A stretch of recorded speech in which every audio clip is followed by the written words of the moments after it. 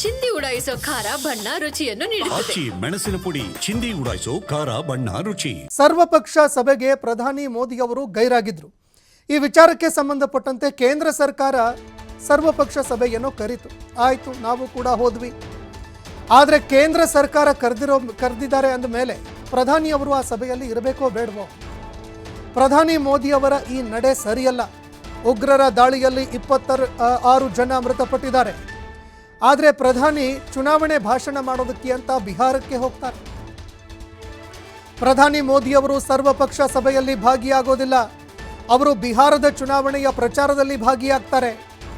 ಪ್ರಧಾನಿಯವರ ನಡೆಗೆ ಎಐಸಿಸಿ ಅಧ್ಯಕ್ಷ ಮಲ್ಲಿಕಾರ್ಜುನ್ ಖರ್ಗೆ ಬೇಸರ ವ್ಯಕ್ತಪಡಿಸಿದ್ದಾರೆ. ಭದ್ರತಾ ವೈಫಲ್ಯ ಆಗಿದೆ ಅಂತ ಅವರೇ ಒಪ್ಕೊಂಡಿದ್ದಾರೆ. ಇದಕ್ಕೆ ಸಂಬಂಧಪಟ್ಟಂತೆ ಆರೋಪಗಳು ಕೇಳಬಂದಾಗ ಭದ್ರತಾ ವೈಫಲ್ಯ ಆಗಿರೋದು ನಿಜ ಅಂತ ಅವರೇ ಒಪ್ಕೊಂಡಿದ್ದಾರೆ. ಆ ಕಾರಣಕ್ಕಾಗಿ ಸಭೆ ಕರೆದಿದ್ದೀವಿ ಅಂತ ಅಮಿತ್ ಶಾ ಅವರು ಕೂಡ ಹೇಳಿದ್ರು. ಹೀಗಾಗಿ ಅವರೇ ಭದ್ರತಾ ಲೋಪವನ್ನು ಒಪ್ಪಿಕೊಂಡಂತೆ ಅಲ್ವಾ ಅಂತ ಪ್ರಶ್ನೆ ಮಾಡಿದ್ದಾರೆ. ಇನ್ನು ನಮ್ಮಿಂದ ಹೋಗುವಂತಹ ನೀರನ್ನು ತಡೆ ಹಿಡಿಯೋದಕ್ಕೆ ಹೇಗೆ ಸಾಧ್ಯ? ದೇಶಕ್ಕೆ ಒಳ್ಳೆಯದಾಗಲಿ ಅಂತ ಸರ್ಕಾರ ನಿರ್ಣಯ ಕೈಗೊಂಡಿದೆ.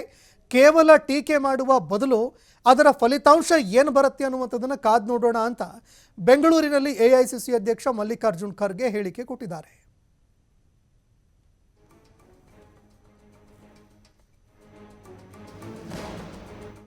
ಮುಂದೆ ಇಟ್ಟಂತ ಮೊದಲನೇ ಪ್ರಶ್ನೆ,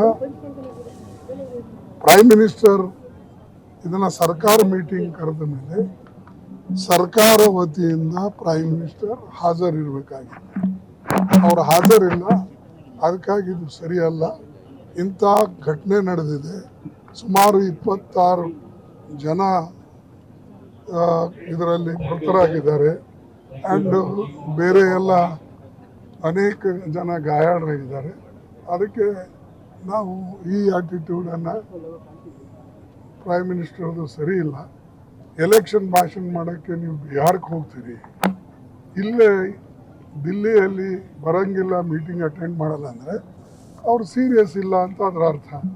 ಆಮೇಲೆ ಇಂಗ್ಲೀಷ್ನಾಗ ಹಿಂದಿದಾಗ ಅಲ್ಲಿ ಭಾಷಣ ಮಾಡೋಕ್ಕಿಂತಲೂ ಇಲ್ಲಿ ನೀವು ಬಂದು ನಮಗೆ ಸಮಜಾಯಿದ್ರೆ ಹೇಳಿದರೆ ಏನೇನು ಘಟನೆ ನಡೀತು, ಹೇಗೆ ನಡೀತು, ಯಾರದಕ್ಕೆ ರೆಸ್ಪಾನ್ಸಿಬಲು, ಇದು ನಿಮ್ಮ ಏನು ಸೆಕ್ಯೂರಿಟಿ ಲ್ಯಾಬ್ಸು, ಏನು ಇಂಟೆಲಿಜೆನ್ಸ್ ಲ್ಯಾಬ್ಸು, ಏನು IB ಲ್ಯಾಬ್ಸು, ಏನು ಇನ್ಫಾರ್ಮೆಂಟ್ಸ್ ಲ್ಯಾಬ್ಸು ಅಥವಾ ಪೊಲೀಸ್ ಲ್ಯಾಬ್ಸ್ ಯಾರ್ದು ಅನ್ನೋದು ನಮಗೆ ತಿಳಿಸ್ಬೇಕು ಅಂತ ನಾವು ಅವ್ರ ಮುಂದೆ ಇಟ್ಟಂಥ ಮೊದಲನೇ ಪ್ರಶ್ನೆ.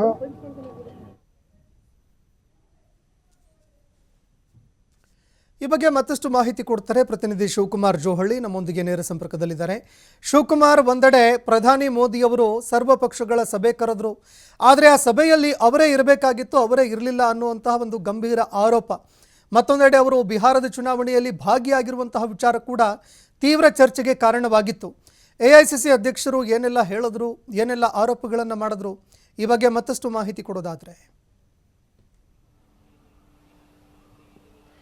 ಸಂತೋಷ್, ಕಾಶ್ಮೀರದ ಪಹಲ್ಗಾಮ್ನಲ್ಲಿ ನಡೆದಂತಹ ಟೆರರ್ ಅಟ್ಯಾಕ್ ಬಗ್ಗೆ ಸಾಕಷ್ಟು ಚರ್ಚೆಗಳು ಶುರುವಾಗಿದೆ.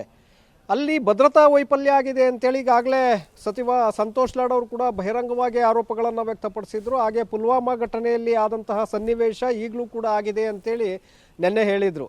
ಆದರೆ ಕಾಂಗ್ರೆಸ್ ನಾಯಕರು ಇದನ್ನು ರಾಷ್ಟ್ರೀಯ ಮಟ್ಟದಲ್ಲಿ ಬಹಿರಂಗವಾಗಿ ಯಾರೂ ಕೂಡ ಆಪೋಸ್ ಮಾಡಿರಲಿಲ್ಲ. ಕಾರಣ, ರಕ್ಷಣಾ ದೃಷ್ಟಿಯಿಂದ ಮತ್ತು ದೇಶದ ಹಿತದ ದೃಷ್ಟಿಯಿಂದ ನಾವು ಸದ್ಯಕ್ಕೆ ಯಾವುದೇ ರೀತಿಯಾದಂಥ ಆರೋಪಗಳನ್ನು ಮಾಡೋದು ಬೇಡ, ನಾವು ಕೇಂದ್ರ ಸರ್ಕಾರಕ್ಕೆ ಸಂಪೂರ್ಣವಾದಂಥ ಒಂದು ಸಹಕಾರವನ್ನು ಕೊಡಬೇಕು ಅನ್ನುವಂಥ ನಿರ್ಧಾರವನ್ನು AICC ಕಾರ್ಯಕಾರಿಣಿ ಸಭೆಯಲ್ಲಿ ತೆಗೆದುಕೊಳ್ಳಲಾಗಿತ್ತು. ಆ ಕಾರಣಕ್ಕೆ ಯಾರೂ ಕೂಡ ಧ್ವನಿಯನ್ನು ಎತ್ತಿರಲಿಲ್ಲ. ಆದರೆ ಈಗ AICC ಅಧ್ಯಕ್ಷರಾಗಿರುವಂಥ ಮಲ್ಲಿಕಾರ್ಜುನ್ ಖರ್ಗೆ ಇವತ್ತು ಬೆಂಗಳೂರಿನಲ್ಲೇ ಇದರ ಬಗ್ಗೆ ಬಹಿರಂಗವಾಗಿ ಧ್ವನಿಯನ್ನು ಎತ್ತಿದ್ದಾರೆ. ದೆಹಲಿಯಲ್ಲಿ ಸರ್ವಪಕ್ಷ ಸಭೆಗಳನ್ನು ಕರೆಯುತ್ತಾರೆ ಪ್ರಧಾನಿಯವರು, ಆದರೆ ಆ ಸಭೆಗೆ ಅವರು ಗೈರಾಗ್ತಾರೆ. ಯಾಕೆಂದರೆ ಯಾವುದೇ ರಾಜ್ಯಗಳ ಮಟ್ಟಕ್ಕೆ ಬಂದಂಥ ಸಂದರ್ಭದಲ್ಲಿ ಮುಖ್ಯಮಂತ್ರಿಗಳು ಗಂಭೀರವಾದಂಥ ವಿಚಾರಗಳು ಎದುರಾದಂಥ ಸಂದರ್ಭದಲ್ಲಿ ಸರ್ವಪಕ್ಷಗಳ ಸಭೆಯನ್ನು ಕರೀತಾರೆ, ಸರ್ವಪಕ್ಷಗಳ ಒಂದು ಸಲಹೆಯನ್ನು ಪಡ್ಕೊಳ್ತಾರೆ. ಉದಾಹರಣೆಗೆ ನಮ್ಮ ಕಾವೇರಿ ವಿಚಾರ ಬಂದಂಥ ಸಂದರ್ಭದಲ್ಲೂ ಕೂಡ ಯಾರು ಆ ಸಂದರ್ಭದಲ್ಲಿ ಮುಖ್ಯಮಂತ್ರಿಗಳಾಗಿರ್ತಾ ಇದ್ರು ಅವರು ಎಲ್ಲ ಪಕ್ಷಗಳ ನಾಯಕರನ್ನು ಸಭೆಯನ್ನು ಕರೀತಾ ಇದ್ರು, ಅವರ ಸಲಹೆಗಳನ್ನು ಪಡಿತಾ ಇದ್ರು. ಮುಂದೆ ನಾವು ಯಾವ ರೀತಿಯಾದಂಥ ನಿರ್ಧಾರವನ್ನು ತೆಗೆದುಕೊಳ್ಬೇಕು ಅಂತೇಳಿ ಆ ಸಂದರ್ಭದಲ್ಲಿ ಸಲಹೆಗಳನ್ನು ಪಡ್ಕೊಳ್ತಾ ಇದ್ರು. ಯಾಕೆಂದರೆ ತಮಿಳುನಾಡು, ಪಾಂಡಿಚೇರಿ ರಾಜ್ಯಗಳು ಬರ್ತಾ ಇರೋದ್ರಿಂದ ಇಂಟರ್ ಸ್ಟೇಟು ಡಿಸ್ಪ್ಯೂಟ್ ಆದಂಥ ಸಂದರ್ಭದಲ್ಲಿ ಈ ರೀತಿಯಾದಂಥ ಸಲಹೆಗಳನ್ನು ಪಡೆದು ಅನ್ನುವಂಥದ್ದು ಸರ್ಕಾರ ಒಂದು ಅಂತಿಮ ನಿರ್ಧಾರವನ್ನು ತೆಗೆದುಕೊಳ್ತಾ ಇತ್ತು.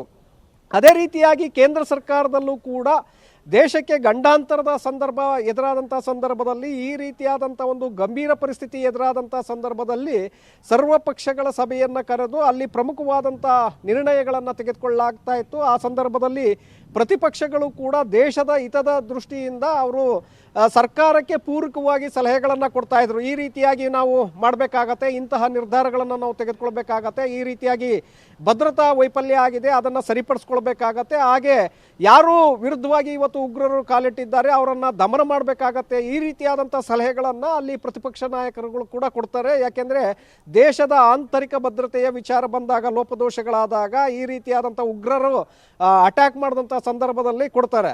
ಆದರೆ ಇಲ್ಲಿ ಪ್ರಧಾನಿಯವರೇ ಅಲ್ಲಿ ಆ ಸಭೆಯಲ್ಲಿ ಇರೋದಿಲ್ಲ ಅಂತ ಅಂದರೆ ಅಲ್ಲಿ ರಾಜನಾಥ್ ಸಿಂಗ್ ಅವರು ಸಭೆಯನ್ನು ನಡೆಸ್ತಾರೆ. ಆದರೆ ಪ್ರಧಾನಿಯವರು ಒಂದು ವೇಳೆ ಏನಾದರೂ ಅವರಿಗೆ ಅನಾರೋಗ್ಯ ಅಥವಾ ಬೇರೆ ದೇಶಗಳಲ್ಲಿ ಇದ್ದಂಥ ಸಂದರ್ಭದಲ್ಲಿ ತುರ್ತು ಈಗ ಸಭೆ ನಡೆಸಲೇಬೇಕಾಗತ್ತೆ ಅನ್ನುವಂಥ ಅನಿವಾರ್ಯ ಪರಿಸ್ಥಿತಿ ಬಂದಾಗ ಅವರು ಅಲ್ಲಿಂದಲೇ ವಿಡಿಯೋ ಕಾನ್ಫರೆನ್ಸ್ ಮೂಲಕ ಕೂರಬಹುದಾಗತ್ತೆ. ಇಲ್ಲಿ ಪ್ರಮುಖ ಸಚಿವರು, ಹಿರಿಯ ಸಚಿವರು ಅದರ ಒಂದು ನೇತೃತ್ವವನ್ನು ವಹಿಸ್ಕೊಳ್ತಾರೆ. ಆದರೆ ದೇಶದಲ್ಲೇ ಪ್ರಧಾನಿಯವರು ಇದ್ದು, ದೆಹಲಿಯಲ್ಲೇ ಪ್ರಧಾನಿಯವರು ಇದ್ದು ಅವತ್ತು ಸರ್ವಪಕ್ಷ ಸಭೆ. ಓಕೆ ಶಿವಕುಮಾರ್, ಮತ್ತೆ ನಿಮ್ಮನ್ನ ಸಂಪರ್ಕಿಸ್ತೇನೆ ನಾನು. ಮತ್ತೊಂದು ಬ್ರೇಕಿಂಗ್ ಅಪ್ಡೇಟ್ ಬರ್ತಾ ಇದೆ.